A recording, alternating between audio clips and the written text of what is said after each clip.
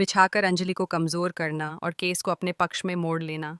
उन्हें लगा कि महक के आंसू, उसकी मासूमियत और झूठी बेबसी का सहारा लेकर वे अंजलि के इरादों को डिगा देंगे। लेकिन वे शायद यह भूल गए थे कि अंजलि अवस्थी कोई साधारण औरत नहीं, बल्कि एक तेज तर्रार एडवोकेट और अनुभवी क्रिमिनल लॉयर है। कानून की हर बारीकी से वाकिफ अंजलि को भावनाओं के जाल में फंसाना इतना आसान नहीं था। जैसे ही युवराज ने अपनी मीठी बातों और झूठे वादों का सिलसिला शुरू किया, अंजलि ने उसकी आंखों में छिपी साजिश को पहचान लिया। उसने सबके सामने युवराज को करारा जवाब दिया। इतना ही नहीं, जब युवराज ने हद पार करने की कोशिश की तो अंजलि ने सबके सामने उसे थप्पड़ मारकर यह साफ कर दिया कि वह किसी के दबाव में आने वाली नहीं है। वह उसे वहां लेकर गई जहां युवराज के लाए हुए गुंडे और उसकी दीदी खड़ी थीं। अंजलि ने सभी के सामने कहा कि उसके ये झूठे नाटक, सस्ती चालें और महक के आंसुओं का इस्तेमाल करके उसे काबू में नहीं किया जा सकता।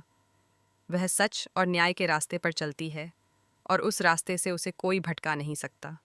इसी दौरान माहौल और भी गंभीर हो जाता है जब एसीपी साहब दीपिका को वहां लेकर पहुंचते हैं। दीपिका की एंट्री के साथ ही कहानी में बड़ा मोड़ आता है।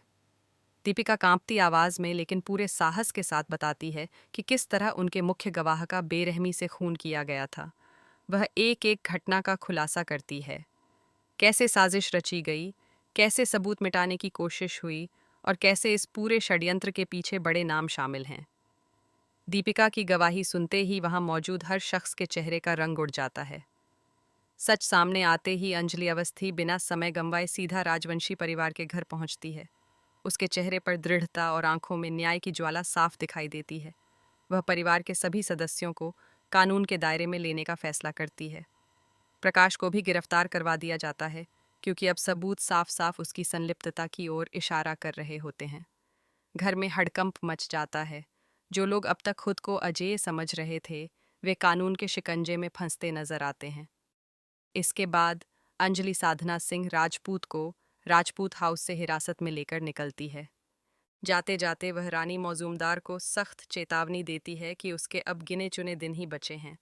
बहुत जल्द उसे दामोदर मौजूमदार के साथ सलाखों के पीछे जाना होगा। उसकी सारी काली करतूतों का पर्दाफाश होकर रहेगा और वह कानून से बच नहीं पाएगी। अंजलि के शब्दों में इतनी दृढ़ता होती है कि रानी के चेहरे से सारा आत्मविश्वास गायब हो जाता है। रानी मौजूमदार की हालत खराब हो जाती है। वह समझ जाती है कि इस बार मामला हाथ से निकलता जा रहा है। वह तुरंत दामोदर मौजूमदार के साथ मिलकर नई साजिश रचने लगती है। दोनों जल्दबाजी में प्लानिंग करते हैं कि किसी भी तरह अंजलि अवस्थी को कमज़ोर किया जाए।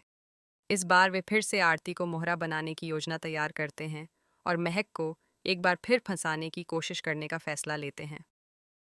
उनका उद्देश्य साफ है, अंजलि के परिवार को तोड़ो और उसे भावनात्मक रूप से कमज़ोर कर दो। इसी चाल के चलते राघव सिंह राजपूत और अंजलि अवस्थी एक बार फिर आमने सामने आ सकते हैं।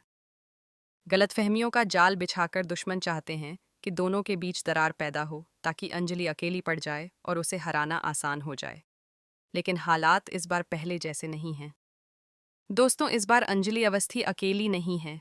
उसके साथ उसकी बेटी आरती मजबूती से खड़ी है, जो अब पहले से ज्यादा समझदार और साहसी हो चुकी है। उसके पिता गणेश अवस्थी भी अपनी बेटी के साथ कंधे से कंधा मिलाकर खड़े हैं। परिवार का यह साथ अंजलि की सबसे बड़ी ताकत बन चुका है। दुश्मनों के लिए अब उन्हें तोड़ना आसान नहीं होगा। अब कहानी उस मोड़ पर पहुंच चुकी है जहां न्याय और अन्याय की सीधी टक्कर होने वाली है। युवराज ठाकुर की साजिशें धीरे धीरे उजागर हो रही हैं। अमन सिंह राजपूत के खून का मामला अब निर्णायक मोड़ पर है। सबूत, गवाह और कानून सब अंजलि के पक्ष में मजबूत होते जा रहे हैं। ऐसे में युवराज ठाकुर के लिए बच निकलना लगभग नामुमकिन नजर आ रहा है।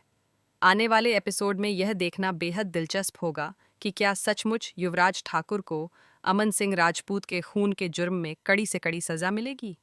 क्या उसे फांसी की सजा सुनाई जाएगी या फिर कहानी में कोई नया मोड़ आएगा। क्या धर्मराज मंत्री जी, जो अब तक अपनी ताकत और रसूख के दम पर बचते आए हैं, इस बार कानून के शिकंजे से नहीं बच पाएंगे। क्या उन्हें भी जेल की हवा खानी पड़ेगी या फिर वे किसी तरह खुद को निर्दोष साबित कर देंगे। और सबसे बड़ा सवाल, क्या जनता सच्चाई जानने के बाद उन्हें दोबारा मंत्री बनाएगी। क्या सत्ता और प्रभाव एक बार फिर न्याय पर भारी पड़ेंगे या इस बार सच की जीत होगी। दोस्तों, कहानी अब अपने सबसे रोमांचक दौर में पहुंच चुकी है।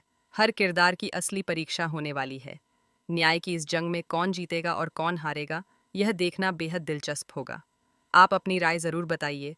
क्या आपको लगता है कि इस बार सच की जीत होगी और सभी गुनहगार सलाखों के पीछे पहुंचेंगे?